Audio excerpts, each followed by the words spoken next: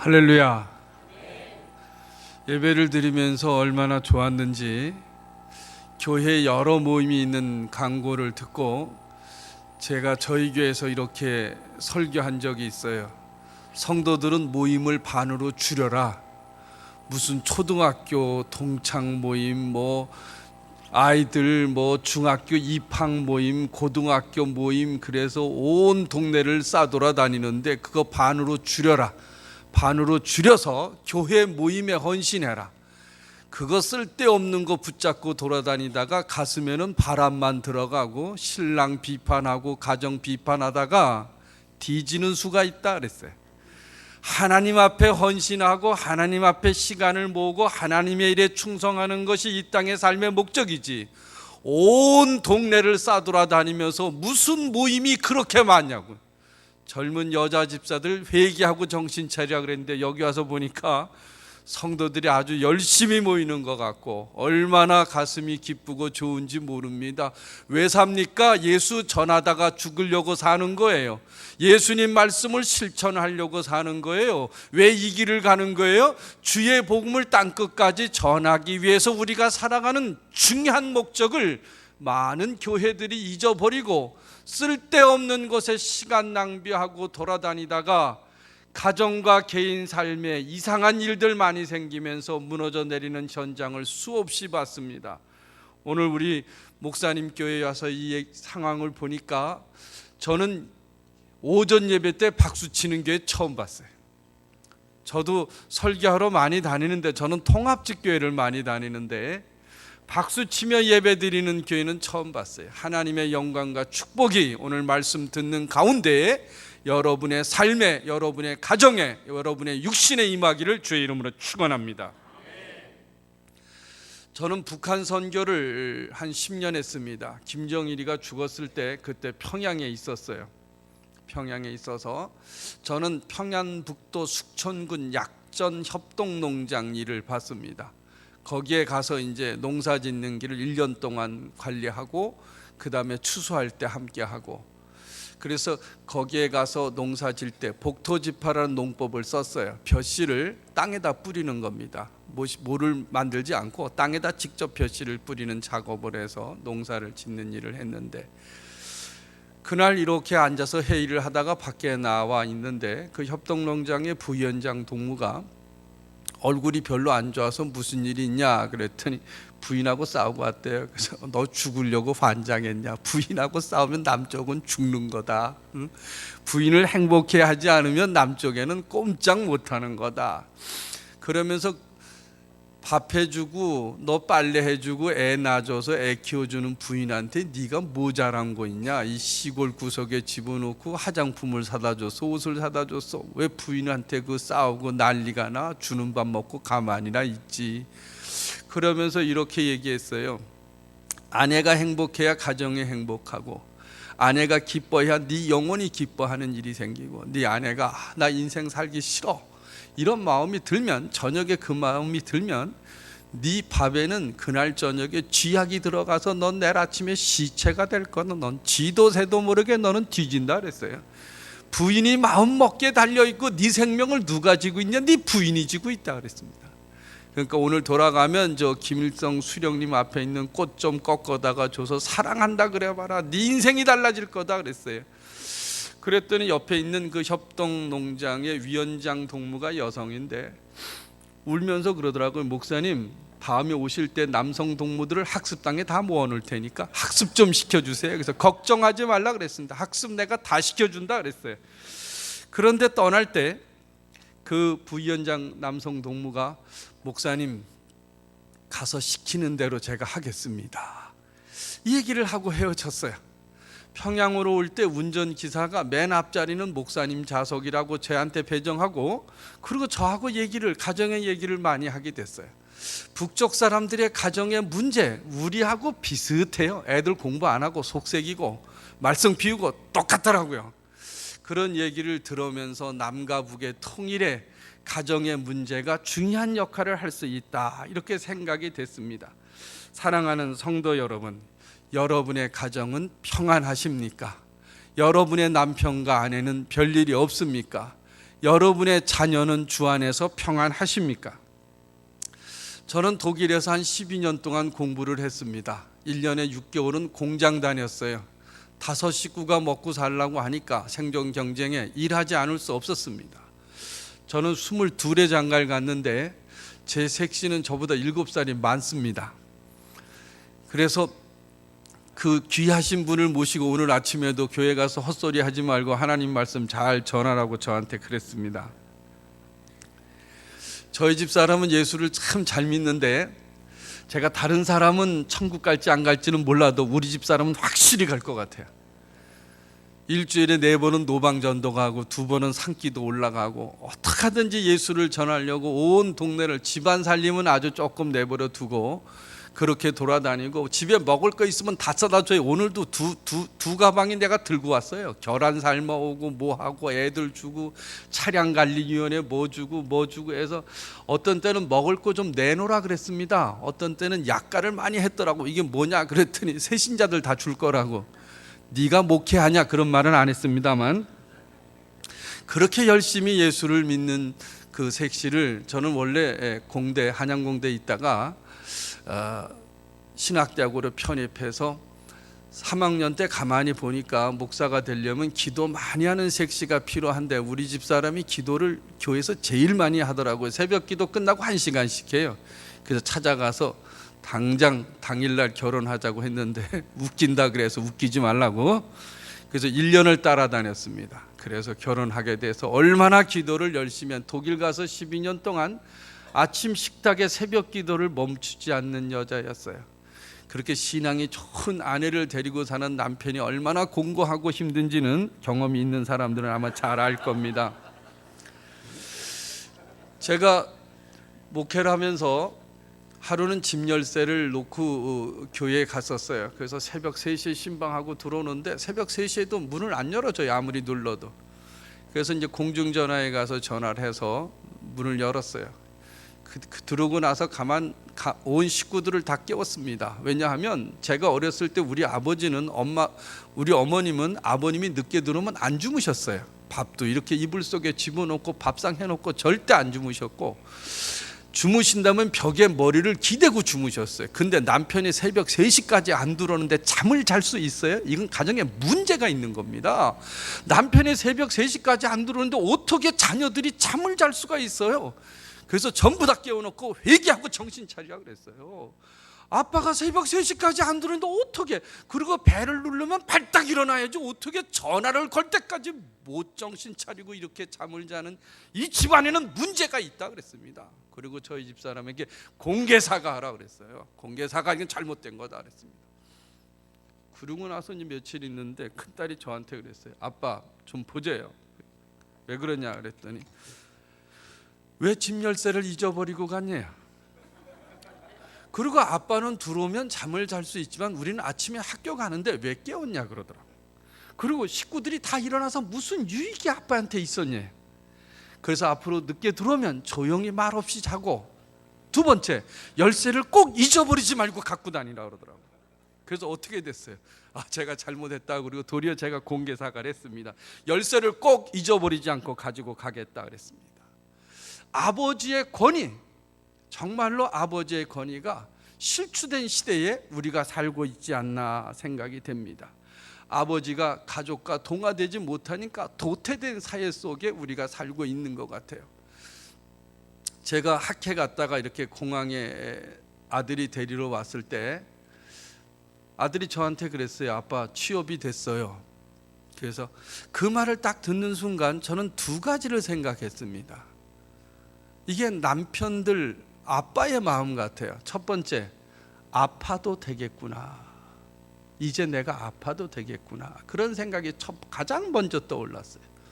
2번째가 이제 내가 좀 쉬어도 되겠구나. 이런 생각이 떠올랐어요. 자식이 취업을 한다고 하니까 이 2가지 생각이 내 머릿속에 떠올랐습니다. 남자는, 남편은 아파도 아플 수가 없고, 혹시 병원에 가서 입원하라 그럴까 봐 무서워서 병원에 못 가는 남편들도 있어요. 내가 쓰러지면 우리 가정이 어떻게 될까. 쉬고 싶어도 쉬지 못하는 게 남편들이에요. 아빠들입니다. 그런 남편을 위해서 우리 여성 성도들은 오늘 저녁에 돌아가시면 세족식을 해주세요. 우리 남편이 얼마나 힘들게 발도 닦아주고 안마도 해주고 얼마나 고생하며 이 길을 갈까. 그렇게 하시길 주의 이름으로 축원합니다.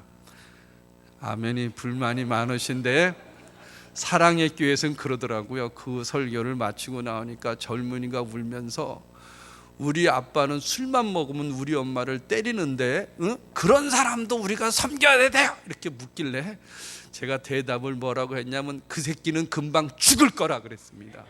금방 죽을 거니까 섬기라 그랬습니다. 사랑하는 성도 여러분, 제가 아이가 셋인데 공부할 때 아이 셋이 너무 떠들어서 제가 책을 잘 볼 수가 없어서 하도 싸우길래 거실에다 세워놓고 부엌에 가서 식칼을 갖고 왔어요. 그래서 한 번만 더 싸우면 다 죽여버리겠다 그랬어요. 그랬더니 큰딸은 울면서 살고 싶대요. 둘째 셋째는 울기만 하고, 그래서 싸우지 않기로 약속하고 이제 칼을 갖다 놓고 애들을 보냈어요. 며칠 뒤에 큰딸이 어머님하고 제 아내하고 의논하기 시작했어요. 아빠를 정신병원에 보내야 된다. 사랑하는 성도 여러분, 왜 이런 일이 저에게 생겼어요? 저는 겁을 많이 주면 아이들이 말을 잘 듣는다고 생각했어요. 제 아버지 어머니로부터 받은 자녀 교육을 어떻게 할 건가, 그것을 그대로 실현해 봤어요. 저는 자녀를 어떻게 가르쳐야 되는지 부모 교육을 받지 못했어요. 내 부모님이 한 대로 했어요. 근데 결과는 어땠어요? 제 자녀들은 큰 상처를 받은 거예요. 평생에 그 상처를 제가 씻을 수 있을 것 같아요? 못 씻습니다. 무식한 아빠가 잘못한 거예요. 근데 잘못은 보통 잘못한 게 아니에요. 걔네들의 영혼에게 엄청난 상처를 준 거예요. 여기 젊은 부부들은 부모 교육을 꼭 받으세요. 그리고 결혼하실 분들은 부모가 뭔지, 자식을 어떻게 키워야 될 건지 좋은 교육들이 많아요. 그런 교육을 받아서 자녀에게 상처를 주지 마세요. 아무것도 모르는 자녀를 위험한 길로 몰고 가지 마세요. 저는 모르고 갔어요. 저는 부모라는 게 그냥 우리 엄마 아빠가 하라는 대로 하면 되는 줄 알았어요. 그것이 저희 가정의 위기로 그 후에 등장하게 되고, 그 자녀들이 고통 속에서 몸부림치는 것을 10년 이상 지켜보며 그들이 돌아오기를 기도했던 장본인입니다. 막내가 아침에 학교 갈 때 제가 깨워요. 일어나라고. 그러면 이 자식이 안 일어나요. 근데 엄마가 일어나란다 그러면 즉각 일어나요. 어떤 때는 아빠 나 이거 사고 싶은데 살까요? 그래서 사라 그랬더니 엄마한테 물어봐 달래요. 야 그럼 네가 엄마한테 묻지 자식아 왜 나한테 묻냐 그랬어요. 우스개 얘기입니다. 북쪽에 가서도 그 얘기를 했는데, 찜질방에 쫓겨온 남자 얘기. 20대는 반찬 투정하다가 쫓겨오고, 30대는 밥 달라 그러다가 쫓겨오고, 40대는 옷 입고 나가는 거 언제 오냐고 물어보다가 쫓겨오고, 50대는 옷 입고 나가는 거 쳐다봤다가 쫓겨오고, 70대는 뭐 아직도 안 죽었다고 쫓겨났다 그러다가, 요즘 80대는 물어본대요. 아침에 부인한테 눈 떠도 되냐고. 이것이 오늘날 우스개 얘기지만 남편들의 위치가 거기 가 있는 거예요. 성경은 우리에게 뭐라고 얘기하냐면 아내들이여 남편에게 순복하라 그랬어요. 어떤 남편이에요? 모든 남편에게 순복하라 그랬어요. 잘생긴 남편, 돈 잘 버는 남편, 못생긴 남편, 고통스러운 남편이 아니라 성경은 아내들이여 남편에게 순복하라. 이것이 성경이 우리에게 준 메시지예요. 근데 오늘날 집안에서 남편들의 위치가, 아버지의 위치가 흔들려거리고, 아버지가 흔들리고 어려워지는 상황이 되다 보니까 가정이 얼마나 요동치는지를 모르겠어요. 사랑하는 성도 여러분, 여러분의 남편과 그리고 여러분의 아버지에게 순복하시기 바랍니다. 이것이 성경이 우리에게 준 메시지예요. 이것이 하나님이 주신 남편에게 권위예요. 이 권위의 말씀에 순복하는 성도 되시길 주의 이름으로 축원합니다. 저녁에 강의하고 집에 오면요, 11시에 들어오면 우유 좀 사오래요. 아니 미리 사다 놓지. 근데요, 사러 돌아가면 뒤통수에 대고 뭐라 그러냐 하면 11시에 슈퍼마켓이 문을 닫으니까 빨리 갔다 오래요. 어떻게 이럴 수가 있을까? 미리 좀 사다 놓지. 한 번은 늦게 수업을 마치고 와서 먹을 걸 달라 그랬더니 김밥 3덩이를 주는데 하나는 모르고 먹었어요. 그랬더니 이 쌀이 돌같이 굳었더라고. 그래서 다른 걸 달라 그랬더니 몇 시인데 아직도 밥을 안 먹고 돌아다니냐. 내가 돌아다녔냐고 수업했지. 없대요. 나머지 2개 먹으래. 못 먹겠다. 아까는 왜 먹었냐. 할 수 없이 먹었다 그랬어요. 모르고 먹었다 그랬어요. 그랬더니 아들이 들어오는데 부인 얼굴이 바뀌어지기 시작해요. 배고프지? 그러더니 요리를 하기 시작해요. 후라이도 하고. 참 그걸 바라보는 나로서는 참 나는 뭘까? 나는 돈 버는 기계인가? 이런 생각이 들었어요. 양인의 여성시대에 결혼 후라이 때문에 집을 나간 남자 얘기가 이해가 됐어요. 집 나가고 싶었어요. 대체 나라는 존재는 무엇인가? 저희 집 사람은 물질만 생기면 교회에다 갖다 바치는 여자예요. 아주 싹 갖다 바쳐요. 빚이 계속 늘어요. 저금도 안 해요. 이유는 뭐냐면 연금 타면 된대요. 하도 힘들어서 제가 붙잡고 울었어요. 좀 살아보자고. 나도 살아야 되지 않냐고. 어떻게 교회 가서 이렇게 일만 하냐고. 어제 새벽 기도 가는데 교회 건축하는데 여보 우리가 1,000만 원 더 해야 되겠지 그러더라고요. 목사님이 저렇게 힘들어 하는데 야 이미 1,000 냈잖아. 돈이 어디 있어? 그랬더니 그래도 목사님이 저렇게 설교 시간에 힘들어 하는데 1,000만 원 하고 저거 1,500에서 2,500 내재요. 속으로 미쳤구나. 겉으로는 말은 못했어요. 미쳤구나 말했다면 또 혼나니까. 하도 속이 상해서 집을 나가봤어요.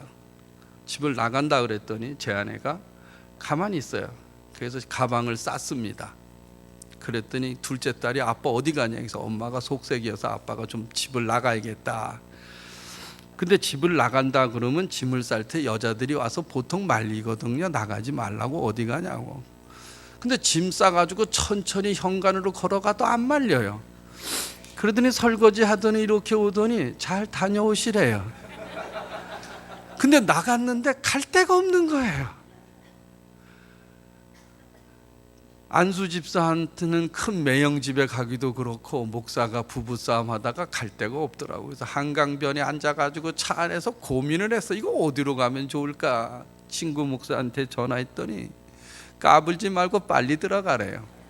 네가 쪽팔리면 찜질방 갔다가 새벽에 들어가라 그러더라고요. 그래서 그냥 새벽에 들어가는데 참 그 쪽팔림은 지금도 잊을 수가 없어요. 절대 저는 집을 안 나가기로 결심했습니다. 이 간증을 서울시인데 남자 교수들 모아놓고 얘기했어요. 절대 집을 나가지 마라. 우리는 나가도 갈 데가 없더라.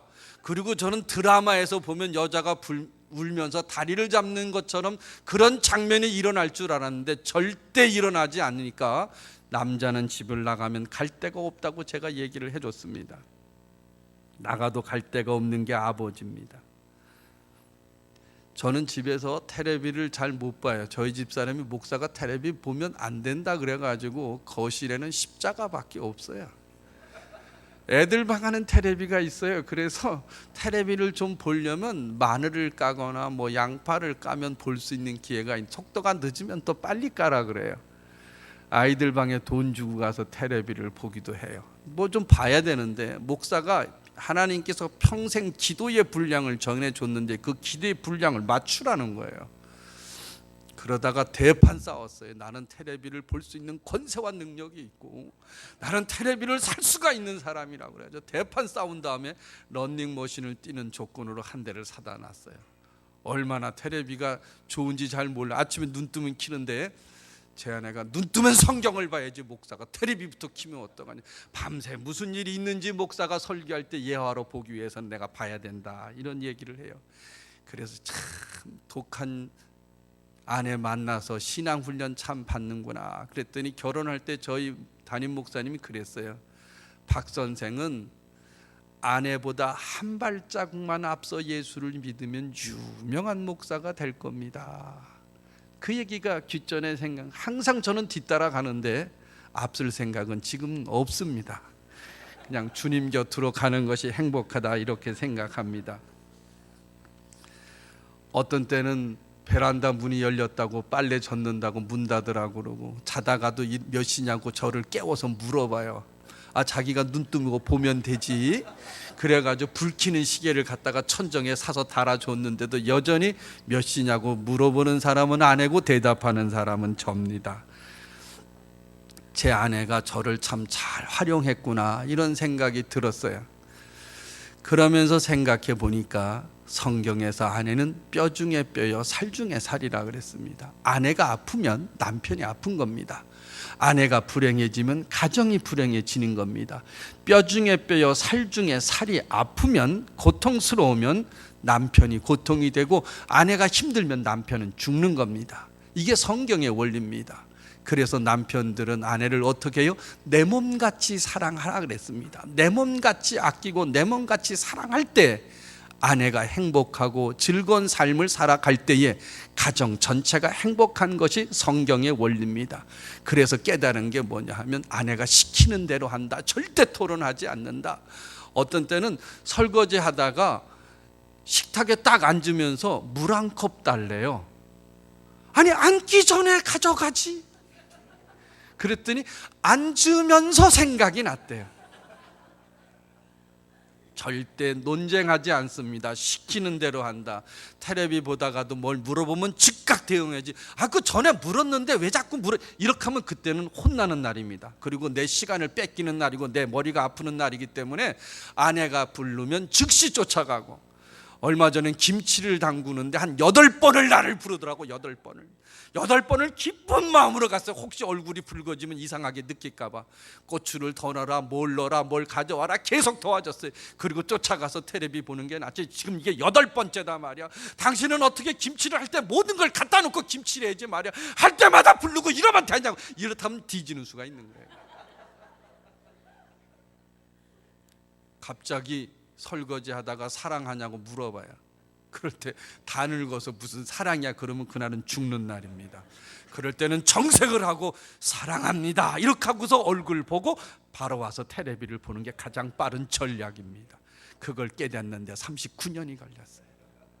39년이 돼서야 그 사실을 깨닫게 된 거예요. 아내하고 논쟁하지 않는다. 시키는 대로 한다. 아내가 원하면 원하는 것을 해준다. 이것이 뭐예요? 뼈 중에 뼈요 살 중에 사는 성경 말씀이 내 삶에 적응되는 부분입니다. 아내가 잘못한 버릇, 잘못된 거, 장인 장모도 못 고쳐서 시집 보냈는데 내가 고칠 것 같아요? 못 고칩니다. 결혼은 뭐예요? 서로 부족한 법을 도와주고 채워주고 보완하기 위해서 결혼한 거지. 그 버릇을 뜯어 고치려고 마음먹는 순간 그때부터 고통이 따릅니다. 어제 저녁에 동치미 프로그램을 봤는데 노사연이가 그러더라고요. 노사연이가 자기는 결혼할 때 남편을 뜯어 고치려고 그랬는데 이제 당장 뜯어 고칠 수 없다는 사실에 내가 변화되기를 원한다는 그 얘기를 들어보면서 아, 내 말이 맞기는 맞구나 이런 생각이 됐습니다. 사랑하는 우리 남자 성도 여러분, 아내를 고치려고 하지 말고 뼈 중에 뼈요 살 중에 살인 아내를 내 몸같이 사랑하는 성도 되시길 주의 이름으로 축원합니다. 오늘 본문 마태복음 1장에 보게 되면 1장부터 쭉 족보가 나와요. 낳고 이런 성경 본문을 볼 때에도 야, 무슨 성경이 낳고로 끝나냐 이렇게 생각하는 건 마귀가 주는 생각이에요. 낳고 그러니까 야, 우리 공동체에 우리 성도들 중에 아기 못 낳는 집사가 있으면 주여 낳고 할렐루야, 낳고 할렐루야, 이렇게 돼야 은혜가 되는 거지. 뭘 낳고 또 우리 집사님이 있는데 틀린 게 몇 군데가 있는지 이거 연구하고 앉아 있는 것들은 마귀 새끼들이에요. 응? 하나님이 이 본문을 읽을 때 나에게 뭐라고 말씀하고 계시는가, 내게 뭘 말씀하시려고 이 본문을 읽고 계시는가, 실수가 없으신 하나님, 때를 따라 은혜를 주시는 하나님이 오늘 이 시간에 박영한 목사를 통해서 성경 말씀을 통해서 무엇라고 나에게 역사하신가를 기대하면 하나님이 성경 봉독하는 데 은혜를 주시고 병이 고쳐지고 삶의 문제가 해결이 되고 하나님 앞에 은총받는 시간이 되는 것을 믿으시기 바랍니다. 끝까지 아멘 안 하는 사람은 하지 마세요. 하지 마세요. 그분은 천국 가서도 못할 것, 연습도 못하는 사람이 뭐 천국 가서 하겠어요. 아멘 하시기 바랍니다. 아멘 하시기 바랍니다. 제가 죽어서 천국에 갔어요. 문 앞에 들어가는데 그러더라고요. 등에 있는 짐을 내려놓으래요. 등에 무슨 짐이 있냐고 뒤돌아보라고. 등어리를 보니까 짐이 잔뜩 있어요. 어떤 짐이었냐 하면요, 시기한 짐, 질투, 불평, 원망, 미움, 이런 것들이 등에 가득 지고 인생을 사는 거예요. 어떤 놈 믿고 어떤 놈 싫고 어떤 사람 원망하고 이런 것들을 가득 지고 그 원망과 불평으로 사람을 보고 원망과 불평으로 남편과 아내를 바라보고 힘든 것으로 짊어졌던 보지 않는 짐들이 수없이 등어리에 있는 걸 발견하고 천국 문 앞에서 다, 물론 꿈이었어요, 다 내려놓고 거기서 펄쩍펄쩍 뛰었어요. 얼마나 몸이 가는지. 하나님 앞에 다 내려놓고 사는 게 인생입니다. 아내와 남편의 부족한 부분들이 있다면 하나님 앞에 내려놓고 뼈 중에 뼈여 살 중에 살을 위해서 내 몸같이 사랑하고 남편에게 순복하여 성경에 원하는 가정 이루시길 주의 이름으로 축원합니다. 근데 성경에 있는 가정 마태복음 1장부터 보면 전부 다 문제가 있는, 경상도 사투리로 말하면 집구석이에요. 집구석. 최초의 가정 아담이 어땠어요? 살인사건이 벌어지는 가정 아니에요. 아브라함의 가정, 노아의 가정이 어땠어요? 아브라함의 가정이 어땠어요? 여기 유다의 가정이 어때요? 며느리 다말하고 가문을 이어가는 참 복잡한 가문이에요. 6절에 뭐라고 되어 있어요? 다윗이 솔로몬을 놓은 게 아니라 우리아의 아내에게서 솔로몬이 낳았다 그랬어요. 다윗 가정의 죄악을 하나님이 기록해 놓고 있는 거예요. 나커를 보면 다윗은 솔로몬을 낳고가 본문이 써야 돼요. 근데 하나님은 우리아의 아내에게서 솔로몬을 낳았다 그랬어요. 솔로몬이 하나님 앞에 버림받는 거 기억하실 거예요. 유럽에서나 미국에서는 아이들 이름에 솔로몬은 없어요. 마지막에 하나님을 버리고 우상신을 섬겼던 솔로몬의 죄악을 생각해야 돼요. 솔로몬의 아들이 어떻게 됐어요? 르호보암이. 열왕기상하 역대기상하 역사를 봐요. 죄악의 길로 멸망의 길로 갔던 가정의 역사가 마태복음에 기록이 되어 있는 거예요. 그러니 가정에 문제가 있는 거 두려워할 필요 없고 염려할 걱정 없어요. 하나님은 이들의 가정을 어떻게 세우셨는가를 살펴볼 필요가 있습니다. 제가 독일에 공부할 때에 독일 목사님하고 저녁을 먹는데 펑크가 하나 들어왔어요. 펑크는 이렇게 머리를 새카맣게 해서 이렇게 올리고 무스 발라서 올리고 까만 옷을 입고 분홍색 칠을 하고 마귀 새끼하고 비슷해요. 쇳덩어리를 몸에 감고 다니고 딱 보면 마귀예요. 마귀를 모르는 분 펑크를 보시면 돼요. 하이 그러더라고요. 밥 먹는 여기서 하이 그래서 물어봤어요. 목사님한테. 목사님 누구예요? 그랬더니 딸이래요. 속으로 애새끼 교육 더럽게 시켰구나 이렇게 생각이 됐어요. 뉴욕의 순복음교회 김남수 목사 딸은요 고등학교 때 조직폭력배였습니다. 목사님이 사표를 냈어요. 덕이 안 된다고. 장로님들이 우리가 잘못해서 그러지 않았냐. 그 딸이 기도하고 돌아왔어요. 그 목사님이 미국을 다니면서 내 딸이 어떻게 돌아왔는가를 간증하고 있어요. 순복음교회 조영기 목사님은 그러더라고요. 자식 새끼만 생각하면 할복 자살하고 싶다. 자식 새끼만 생각하면. 영도교회 가서 집회했는데 어느 장로님이 어렸을 때 나간 자기랑 싸우고 나간 아들이 아직도 돌아오지 않는 것을 눈물로 얘기했어요. 케냐 나이로비의 유명한 선교사가 죽을 때 아들이 보고 싶었는데 아들이 죽은 다음에도 나타나지 않았어요. 그 아들이 왜 집을 나갔냐면 바지를 조금 긴 거 입어라, 짧은 거 입겠다, 이것 때문에 싸웠어요. 그 선교사는 바지가 짧고 긴 거는 중요하지 않다 그랬어요. 내 자식의 생명이 중요하다는 걸 죽을 때 깨달은 거예요. 죽을 때. 한경직 목사님, 유명한 기독교의 어른들을 보면 그 자손들의 자식들이 잘못된 사례가 너무나 많아요. 홍정일 목사님은 그러시더라고요. 한국교회 문제 어디서 생겼느냐? 자식에게 복음을 전하지 않는 죄값을 받는 거라 그랬어요. 우리들의 자식, 젊은 어머니들은 주일날 교회 안 보내고 학원 보내서 좋은 대학 보내고 좋은 취직해서, 그러면 그 새끼가 부모를 섬길 것 같아요? 그래서 하버드를 가고 CEO가 돼서 자기네 엄마가 죽을 때 장례식 때나 나타나는 그게 진짜 아들이.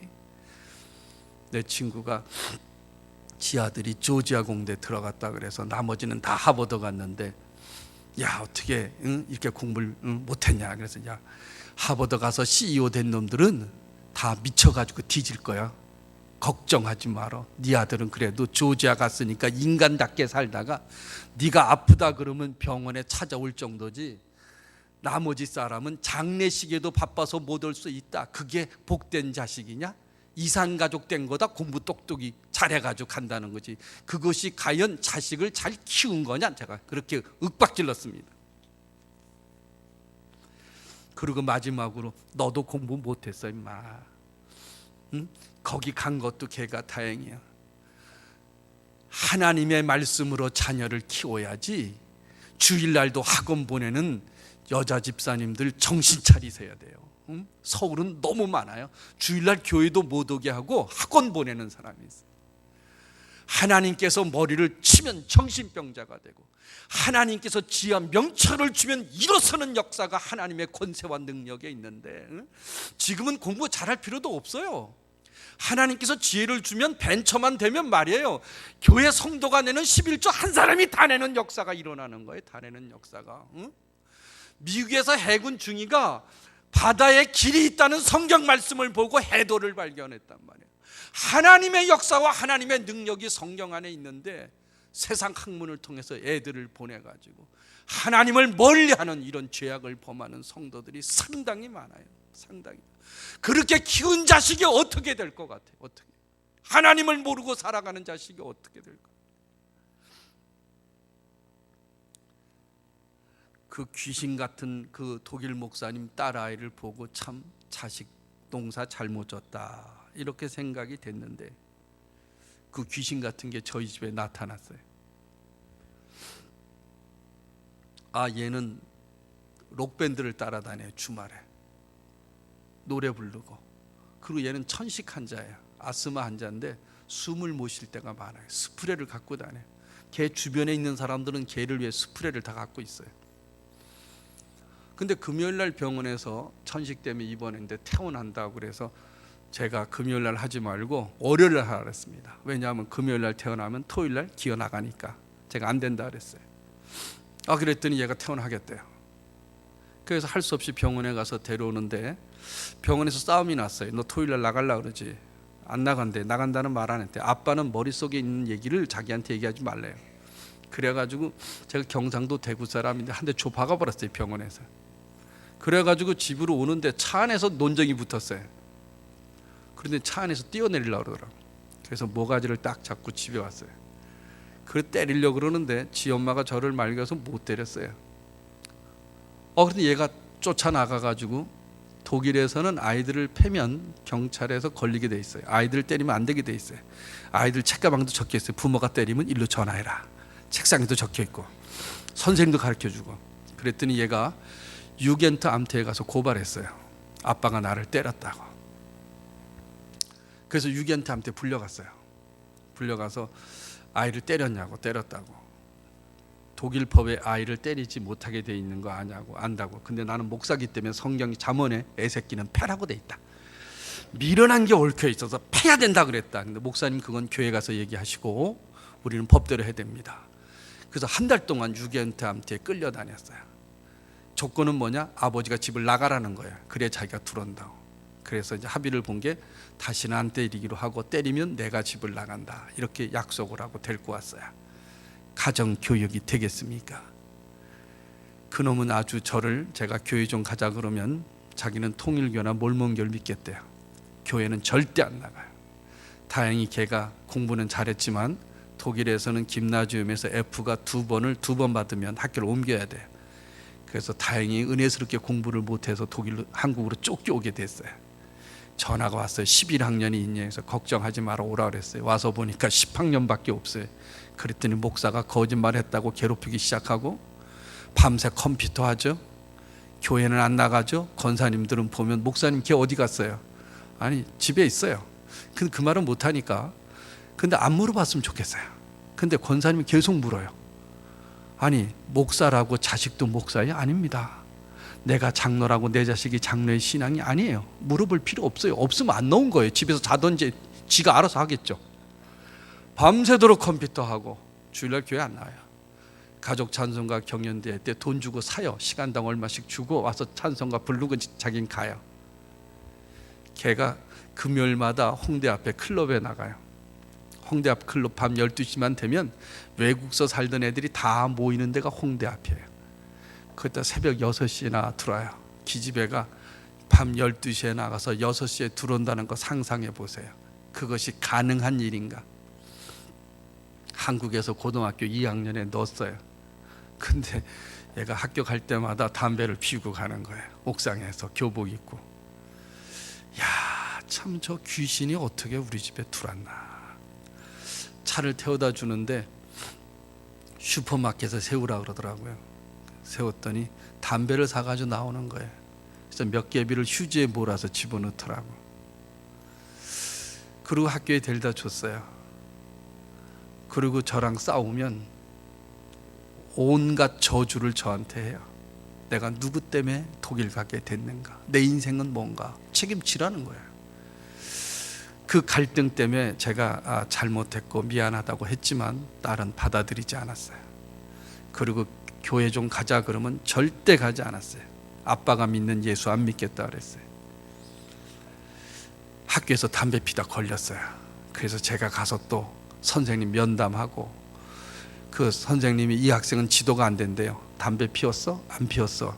안 피웠습니다. 이래 지도가 되는데 담배 피웠냐? 예, 피웠습니다. 그럼 지도가 안 된다는 거예요. 그래서 그 딸을 위해서 수없이 기도했어요. 새벽에 나갔을 때, 금요일날 나갔을 때 밤에 기도하고, 옷을 붙잡고 기도하고, 침대에 가서 기도하고, 신발을 들고 기도하고, 수없이 기도했지만 하나님은 응답이 없었어요. 너무 힘드니까 죽었으면 좋겠다는 생각이 제 마음에 들었어요. 애가 죽었으면 좋겠다. 쟤 때문에 내가 제대로 못 살겠다. 그런데 너무 더 힘드니까 집을 나가서 죽어서 연락이 안 왔으면 좋겠다. 이런 마음이 제 마음에 들었어요. 집을 나가서 내가 모르는 데서 죽어서 사라졌으면 좋겠다. 이런 마음이 제 마음속에 들었는데, 어느 날 새벽 기도를 하는데 우리 이병돈 목사님 은평교회, 자식은 손가락과 같아서 어떤 자식은 기도를 많이 해주고 어떤 자식은 조금만 해준대요. 그 말을 딱 듣는 순간 제 마음속에 눈물이 쏟아지기 시작했어요. 제 딸이 불쌍해지기 시작한 거예요. 뭐가 불쌍하냐면 제 딸이 가장 힘들었을 때 주변에 아무도 없었다는 거예요. 쟤하고 누가 얘기할 사람이 없었다는 거예요. 얼마나 외롭고 힘들었다, 이런 생각이 되니까 그날 새벽에 엄청 울었어요. 그리고 하나님, 이제 제가 제 딸을 사랑하겠습니다. 이제 제가 제 딸을 사랑하겠습니다. 저는 늦게 독일에 가서 공부해서 돌아와서 제 갈 길이 바빴어요. 40이 넘어서 교수가 되니까 갈 길이 바빴어요. 아이들은 그냥 되는 줄 알았어요. 그날 새벽에 대성통곡하고 울었어요. 내 딸이 정말로 불쌍하더라고요. 그리고 그때부터 와서 제 딸을 사랑하기 시작했어요. 배가 불러도 라면을 끓여주면 맛있게 먹고 제일 잘 끓였다고 그리고 걔가 하는 건 잘했다 그러고, 그리고요 라이터도 갖고 다녔어요. 담뱃불도 붙여줬어요. 그리고 담배 피우라고 스위스 그랜드 힐튼 호텔에 데리고 갔어요. 커피숍 여기서 펴라, 마음 놓고 좀 펴라. 출장 갔다 오면요 담배를 사다 주고 싶었어요. 내 딸이 기뻐하는 것을 해주고 싶었어요. 죽는 것보다 내 딸이 담배 피우는 게 나아요. 내 딸이 살아있는 게 중요한 거예요. 그때 영국서 공부하고 돌아온 친구 딸이 중3인데 자살했어요. 유서는 영국으로 돌아가겠다는 거예요. 그걸 보면서 내 딸이 살아 숨쉬는 게 나는 가장 중요한 일이라고 생각이 됐어요. 사랑하니까 아이가 변하기 시작했어요. 사랑하니까 아이가 달라지기 시작했어요. 권면하고 훈계하고 가르치면 바뀌지 않더라고요. 사랑하니까 아이의 형태가 달라지기 시작했어요. 그리고 걔가 흑인 찬양단의 찬양을 듣고 뒤집어졌어요. 그래서 그 이후로 저는 찬양단에 서요. 저는 일부 찬양단이에요. 은평교에 있을 때는 저녁 찬양단에 주일 저녁, 수요 저녁 예배 찬양을 해요. 찬양은 저는 잘 못하지만 마이크는 꺼져 있는 경우가 많아요. 왜냐하면 저는 찬양을 잘 못해요. 그러나 내 딸이 돌아온 걸 봤어요. 찬양을 통해서 영혼이 뒤집어지더라고. 영혼이 달라지더라고. 그리고 나서 그 전에 제가 신학대학 가라 그러면 걔가 죽어도 안 가고 통일교 몰몬교 믿는다는 걔가 어느 날 아빠 저 서울신학대학 가면 안 돼요. 그 서울신학대학 들어왔어요. 그러면서 체프를 참석하고 공부도 잘하고 1등도 하고 얼마나 감사한지 몰라요. 그러더니 한국말이 잘 안 되니까 자기는 독일로 가야겠다. 그래서 켈른 대학에서 심리학을 하고 그 켈른 지방의 지역에 문제 청소년 상담사로 일하고 있어요. 지난달에 왔어요. 9년 동안 안 왔어요. 그래서 왜 안 왔냐 그랬더니 아빠가 비기 싫어서 안 왔대요. 그래서 상담사를 시켜서 얘기를 좀 시켜봤어요. 시켜봤더니 아빠가 자기한테 회개하고 잘못했다고 빌어야 된다.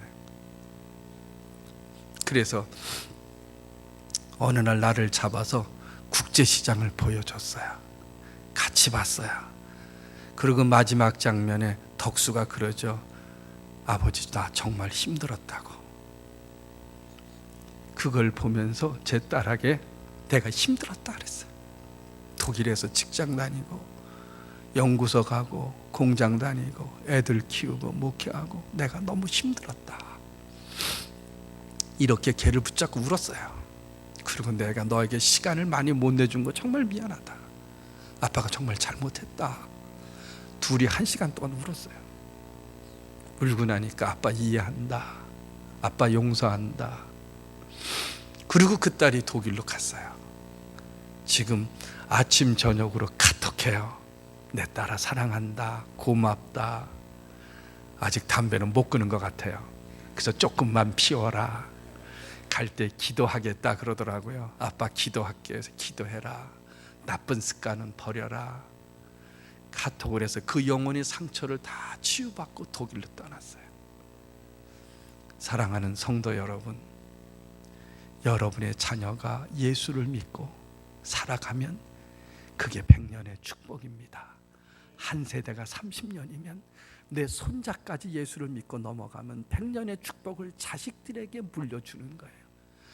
아파트를 사주고 돈을 주는 것보다 더 중요한 건 예수 그리스도를 전하는 거예요.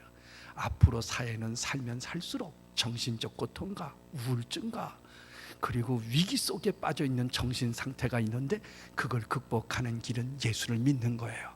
힘들고 어려울 때 성경을 보는 것이고 괴로울 때 찬송하는 것이고 그리고 하나님 앞에 기도하며 간구하며 살 길을 찾고 성경을 통해 지식을 구하는 이 놀라운 복음을 여러분의 자녀들에게 심어줘야 되지 않겠습니까?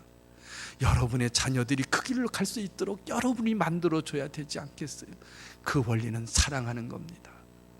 엘리 제사장도 자녀 농사에 실패했어요. 엘리가 목이 부러져 죽었는데 그 자녀들의 죄악의 결과예요. 그 엘리 제사장이 죽었을 때에 그걸 지켜본 사람이 누구예요? 엘리 다음에 사무엘 제사장이에요. 사무엘도 자식 농사를 실패해서 가문이 닫히는 역사가 있는 거예요. 하나님께서 엘리를 죽이고 사무엘을 죽여버리는 역사가, 자식들에게 예수 그리스도 하나님의 소식이 증거되지 않은 죄악의 결과인 것을 성경은 우리에게 보여주고 있습니다. 사랑하는 성도 여러분, 여러분의 남겨진 인생의 시간과 물질을 자녀의 복음화에 투자하시기 바랍니다. 제 아들도 교회를 잘 안 나가요.